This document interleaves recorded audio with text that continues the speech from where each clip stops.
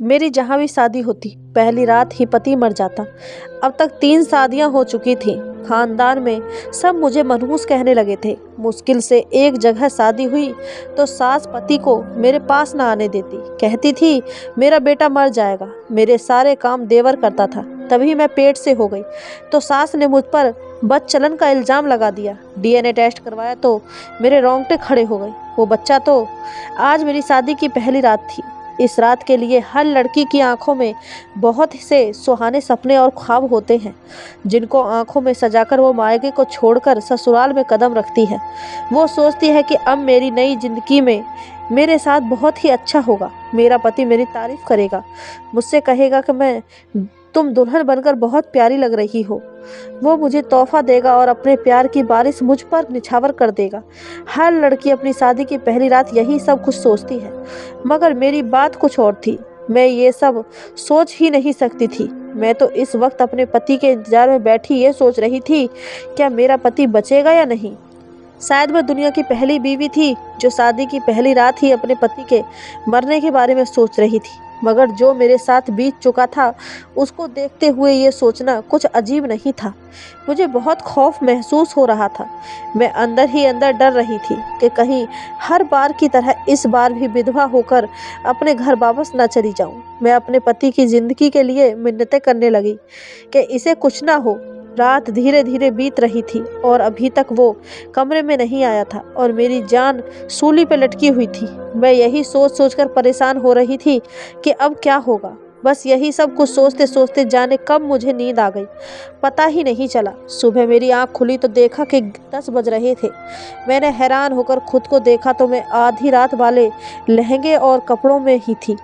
कमरे का दरवाज़ा भी यूं ही बंद था। हैरत थी कि किसी ने मुझे जगाया भी नहीं था। इसका मतलब तो यही था कि मेरे पति रात को कमरे में आया ही नहीं। लेकिन क्यों, वो जिंदा भी था या नहीं, कहीं उसे कुछ हो तो नहीं गया। ये सोचते हुए मेरी जान निकलने लगी और मैं भागती हुई कमरे से बाहर गई कि देख सकूं कि क्या माजरा है। इस घर में शायद देर तक सोने का रिवाज था, क्योंकि बाहर तो दिन के 10 बज रहे थे और सन्नाटा छाया हुआ था। हर कोई अपने कमरे में था। मुझे समझ नहीं आया कि अपने पति के बारे में किससे पूछूं, किसके कमरे का दरवाज़ा खटखटाऊं। इतने में मेरी सास किचन से आती हुई नजर आई। उनके हाथ में चाय का कप था। शायद वो अपने लिए चाय बनाने गई थी। मुझे देखकर कहने लगी, तुम अभी तक रात वाले कपड़ों में ही हो, तुमने कपड़े क्यों नहीं बदले। मैंने झिझक कर अपने पति का नाम लिया और उनके बारे में पूछा कि रोहित कहाँ है। तो मेरी सास को यह सुनकर गुस्सा आ गया और कहने लगी कि खबरदार, आज के बाद तुम मेरे बेटे का नाम अपनी जबान पर भी लाई। तुम्हें इसे पति कहने का कोई भी हक नहीं है। यूँ समझो कि तुम इसकी बीवी नहीं हो। तुम जैसी मनहूस औरत को मैं अपना बेटा हरगिज नहीं सौंप सकती। मेरा बेटा तुम्हारे साथ नहीं रहेगा। तुम क्या चाहती हो, मैं इसे तुम्हारे हवाले कर दूं ताकि वो मौत की नींद सो जाए।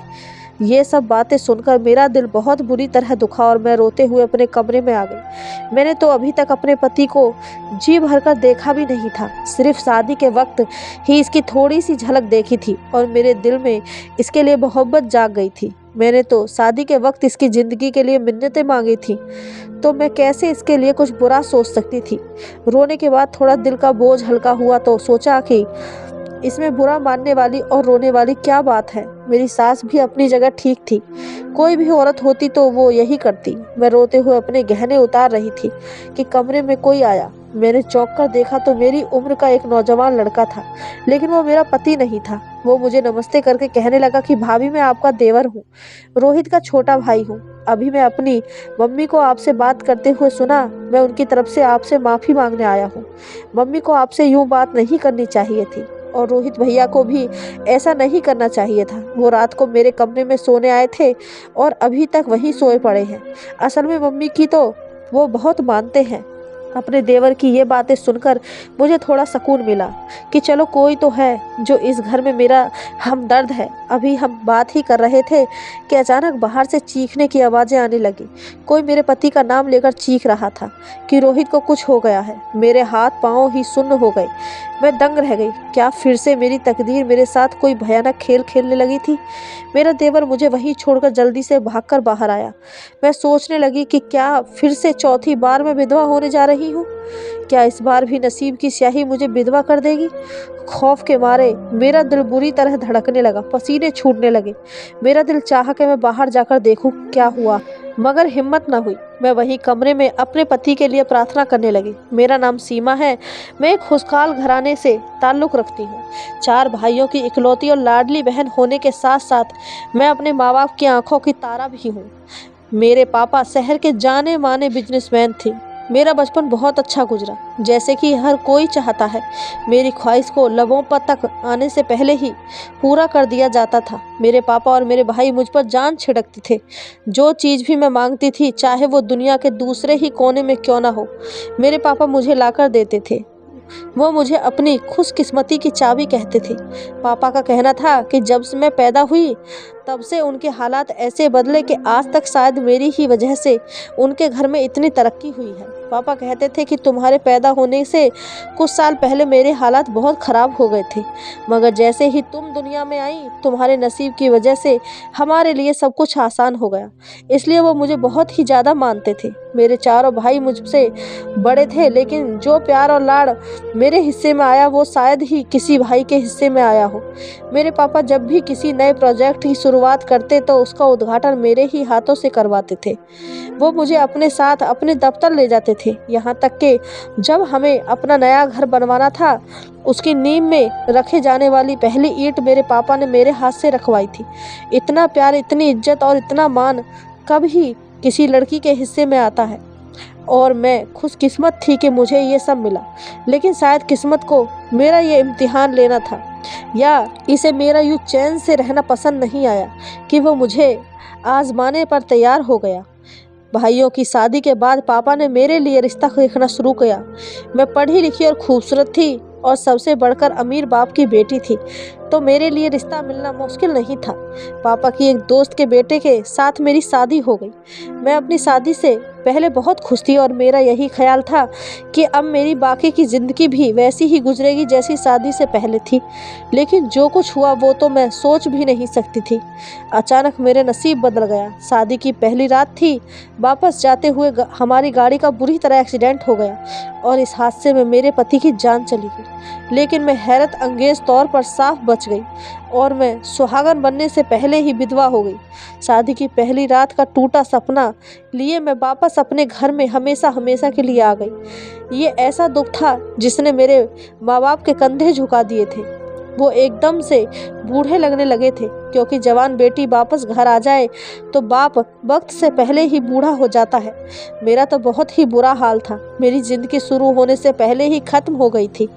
ज़िंदगी एक नई शुरुआत रखने जा रही थी, लेकिन शुरू होने से पहले ही ख़त्म हो गई। मैंने बड़ी मुश्किल से खुद को संभाला, वरना ये गम ऐसा नहीं था कि मैं आसानी से संभल जाती। मेरी शादी को कुछ ही घंटे हुए थे और मेरा अपने पति से कोई मोहब्बत का रिश्ता नहीं था, लेकिन था तो वो मेरा पति ही। और ये भी कड़वा सच था कि अब मैं विधवा हो चुकी थी। कुछ ही दिन गुजरे कि बड़े भाई और भाभियों का रवैया मुझसे बदलने लगा। बड़ी भाभी तो बात बात पर मुझसे लड़ने और झगड़ने के बहाने ढूंढने लगी थी। फिर वही हुआ जो वो चाहती थी। वो बड़े भाई को लेकर अलग हो गई।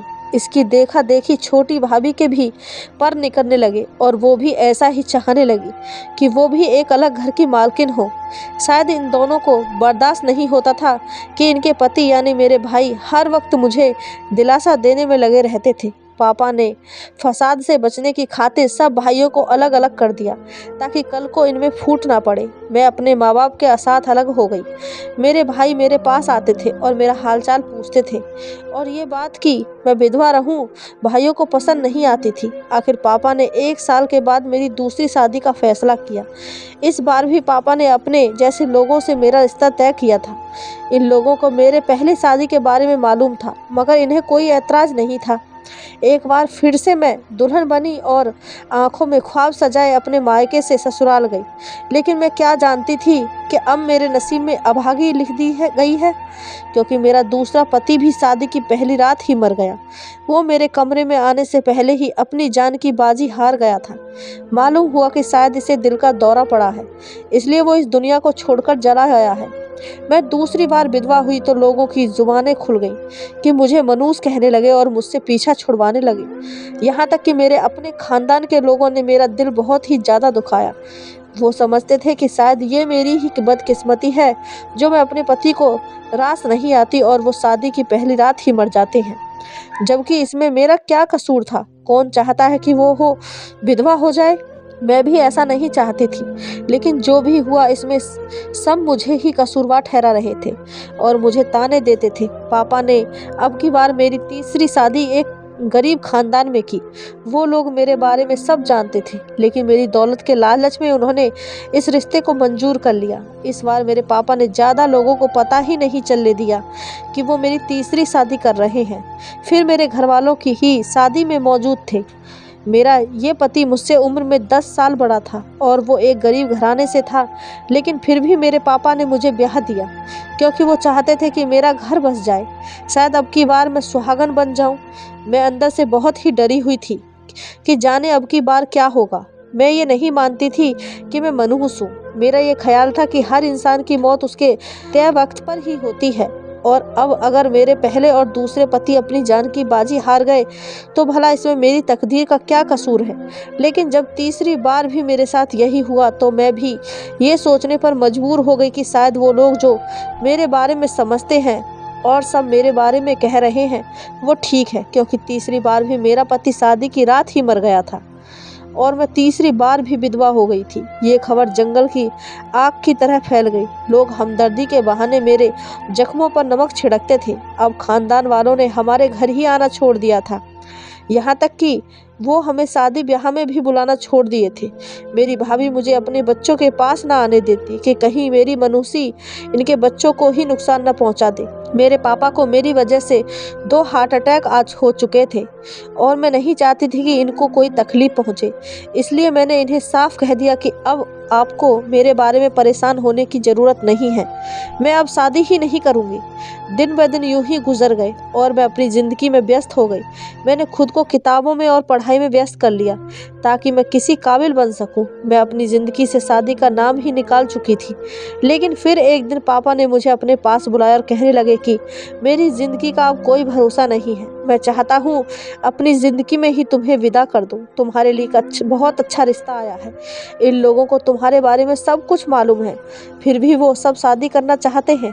हालांकि मैंने इन्हें सब कुछ बता दिया, लेकिन इन्हें इस रिश्ते से कोई ऐतराज़ नहीं था, तो मैं तुम्हारी शादी वही करना चाहता हूँ।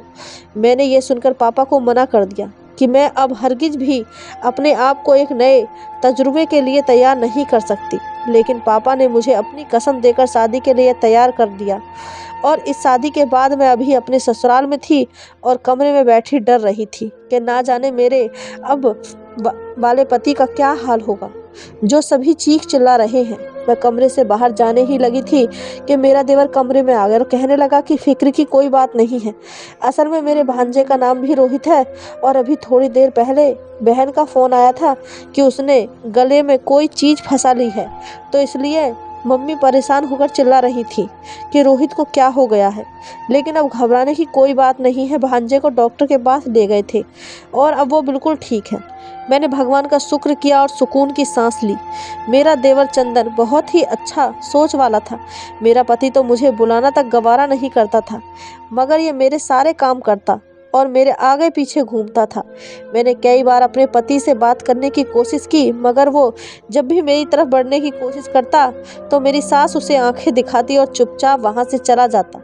सास तो देवर को भी मना करती थी कि मेरे पास ना बैठा करे और मुझसे दूर रहे, मगर वो उनकी नहीं सुनता था। ये काम मेरे पति का था कि वो मेरे लिए बोलता, मगर जब भी सास मुझे डांटती तो मेरा देवर ही मेरे आगे ढाल बनकर खड़ा होता। मैं समझ नहीं पा रही थी कि जब यही सब कुछ करना था तो इन लोगों ने मेरे लिए रिश्ता ही क्यों भेजा। शायद ये सब उस दौलत के पीछे थे जो मेरे बाप ने मेरे नाम की थी, लेकिन इन्हें लालच में आने की क्या ज़रूरत थी। ये भी अच्छे खासे खाते पीते लोग थे। फिर क्या वजह थी कि मुझसे शादी की? मैं जितना इस बारे में सोचती उतना ही उलझ जाती। एक दिन मैं घर गई तो मैंने अपने पापा से पूछा कि आपको ये रिश्ता कहाँ से मिला? तो पापा कहने लगे कि एक दोस्त ने ही इन लोगों के बारे में बताया था कि इनके बड़े बेटे ने शायद तुम्हें कहीं देख लिया था और वह तुम्हें पसंद करता था, इसलिए अपना रिश्ता तुम्हारे लिए भेजा है। यह सुनकर तो मैं हक्का बक्का रह गई कि ये क्या चक्कर है। मेरे पति रोहित ने इसलिए रिश्ता मेरे घर भेजा था कि वो मुझे पसंद करता था, लेकिन शादी के बाद अब तक एक दिन भी मुझे ऐसा नहीं लगा कि इसी ने मुझसे पसंद की शादी की हो। यहाँ तक कि वो तो मुझे देखना भी गवारा नहीं करता था। मेरा शक और गहरा होने लगा कि वाकई में कोई तो ऐसी जरूर बात थी, वरना जानते बूझते मुझसे शादी करना कोई मामूली बात तो नहीं थी। मैंने अपने पति की हरकतों पर नज़र रखनी शुरू कर दी थी कि शायद इस तरह वो राज मालूम कर सकूं जिसकी वजह से मैं इस घर में थी। एक दिन मैंने अपनी प्रॉपर्टी के कागजात उसको देते हुए कहा कि ये मैं तुम्हारे नाम कर देती हूँ। वो कहने लगा कि तुम्हारी जायदाद है, इसको अपने पास ही रखो तो बेहतर है। इससे यह बात तो साफ हो गई कि इसे दौलत का कोई लालच नहीं था। फिर क्या वजह थी? इन्हीं दिनों मेरी सास का रवैया मुझसे बहुत ही कठोर हो गया। मुझसे घर के सारे काम करवाने लगी, यहाँ तक कि खाना भी ना देती। मेरा पति और देवर तो सारा दिन काम पर होते थे, उन्हें नहीं मालूम होता था कि मेरे साथ क्या हो रहा है। पति का तो पता नहीं, लेकिन अगर मेरे देवर को ये पता चलता तो वो अपनी माँ से लड़ता और झगड़ता, इसलिए मैंने उसे कुछ नहीं बताया। एक दिन छुट्टी थी और मैं सबके लिए चाय बना रही थी। अचानक मुझे चक्कर आया और मैं गिरकर बेहोश हो गई। होश आया तो मैंने खुद को अस्पताल में पाया। बाकी सब भी मेरे पास थे और एक अलग ही तमाशा लगा हुआ था। मैं समझ नहीं पाई थी कि क्या बात है। मेरी सास मेरी तरफ देखकर कहने लगी कि तुम पतियों को रास नहीं आती हो, ये तो हम जानते ही थे, मगर बद किरदार भी हो ये नहीं मालूम था। मैं तो अपने बेटे को तुम्हारे करीब तक नहीं आने देती थी, तो फिर तुम प्रेग्नेंट कैसे हो गई? ये सुनकर मेरे ऊपर जैसे कमरे की छत गिरे। मैंने घबराकर कहा कि ये आप क्या कह रही हैं? ऐसा तो कोई बात नहीं है, मैं गर्भवती कैसे हो सकती हूँ? ऐसा कैसे मुमकिन है? सास ने रिपोर्ट मेरी तरफ फेंक कर कहा कि ये देख लो, रिपोर्ट तो गलत नहीं कह रही हैं। हम तुम्हें यहाँ लाए क्योंकि तुम घर में बेहोश हो गई थी और यहाँ पर तुम्हारे टेस्ट किए तो डॉक्टर ने ये खबर सुनाई। अब तुम ही बताओ कि इस बच्चे का बाप कौन है? मेरे किरदार पर इतना बड़ा इल्ज़ाम लगा था कि मेरे तो रंग ही उड़ गए थे। ऐसा तो कुछ भी नहीं था। तभी मैंने अपने पति को बोलते सुना। वो कह रहा था कि मम्मी बस करें, मैंने आपको कहा भी है कि ऐसा कुछ नहीं है, ज़रूर ये रिपोर्ट्स झूठी हैं। वो ज़िंदगी में पहली बार मेरे लिए बोल रहा था। मेरा देवर भी वहीं मौजूद था, लेकिन आज वो बिल्कुल चुप था और इसकी ये चुप मुझे बहुत बुरी लग रही थी। उसे मेरे किरदार की गवाही देनी चाहिए थी। मेरी सास कहने लगी कि नहीं, मुझे तो अभी ये जानना है कि ये किसका बच्चा है, डीएनए टेस्ट करवाओ। अचानक मेरा पति चीख कर बोला कि अब बस बहुत हो गया। मैं अब तक आपकी सारी बातें खामोशी से मानता आया हूँ, लेकिन अपनी बीवी के किरदार पर मैं एक उंगली भी बर्दाश्त नहीं कर सकता। आप इसे मनहूस कह रही हैं, जबकि आप तो ये तक नहीं जानती कि इसकी ज़िंदगी उजाड़ने के पीछे आपके अपने ही बेटे का हाथ है। ये आपका छोटा बेटा एक दिमागी मरीज है। सीमा के पहले तीनों पतियों की मौत का जिम्मेदार भी यही है। मैंने इसकी डायरी पढ़ी तो मुझे मालूम हुआ कि ये सीमा के ही कॉलेज में पढ़ता था और इसी के लिए जुनूनी है, जबकि वो तो इसको जानती तक नहीं। और अपने इसी पागलपन में इसने सीमा के तीनों पतियों की जान ले ली ताकि वो इसे अपना बना सके। ये सब मैंने इसकी डायरी में कुछ साल पहले पढ़ा और मैं पढ़कर यकीन नहीं कर पाया कि ये इस हद तक पागल हो चुका है। इसमें इतनी हिम्मत होती नहीं थी कि सीमा से जाकर अपनी मोहब्बत का इजहार करता, उल्टा इसकी ज़िंदगी बर्बाद कर दी। इसकी डायरी पढ़कर मैंने सीमा से शादी करने का फैसला किया, क्योंकि मैं जानता था कि ये मुझे तो मारेगा नहीं, क्योंकि इसका भाई था। मैं सीमा की ज़िंदगी बर्बाद होने से बचाना चाहता था, इसलिए इससे शादी की। मैं जानता था कि ये कुछ ना कुछ ऐसी हरकत ज़रूर करेगा जिससे मेरा घर उजड़ जाता, और इसने यही किया। आपको बहकाया कि आप मुझे इसके करीब न जाने दें और खुद आपको सीमा के खिलाफ करता रहा। मुझे यकीन है कि ये रिपोर्ट भी इसी ने बनवाई होगी ताकि मैं गुस्से में आकर अपनी बीवी को बद किरदार कह सकूं और उसे तलाक दे दूं। इसने अपना इमेज सीमा की नज़रों में पहले ही अच्छा बना लिया था, तो ये बाद में इसे अपनी ज़िंदगी में शामिल कर लेता। ये सब सुनकर हमने देवर की तरफ देखा, जिसके होश हवास खो गए थे। वो चीखते हुए कहने लगा कि हाँ, मैंने ही ये सब किया है। मैं सीमा को कॉलेज से जमाने से चाहता हूँ, मगर इसे कभी ये कहने की हिम्मत नहीं कर पाया। फिर मुझे इसकी शादी का पता चला तो मैं ये बर्दाश्त नहीं कर पाया कि इसे किसी का होने दो। इसलिए जब भी इसकी शादी होती तो मैं इसके पति को इसके कमरे तक पहुंचने से पहले ही मार देता था। मगर आप मेरे भाई थे, इसलिए आप बच गए। चले, अब तो आपको सब पता चल ही गया है ना। जल्दी से सीमा को तलाक दें, वरना मैं अब की बार आपका लिहाज भी नहीं करूँगा।